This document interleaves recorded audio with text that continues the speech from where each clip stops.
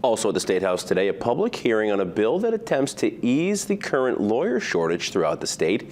Bill adds positions to the Maine Commission on Public Defense Services, which gets called on when someone who has been arrested can't afford counsel.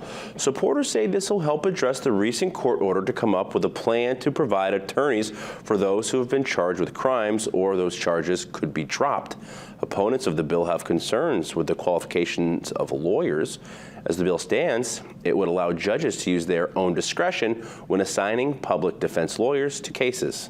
I think a theme that you're going to hear is that every defense attorney who's going to testify is going to support additional funding that is advanced by this bill, but the bill itself is misguided.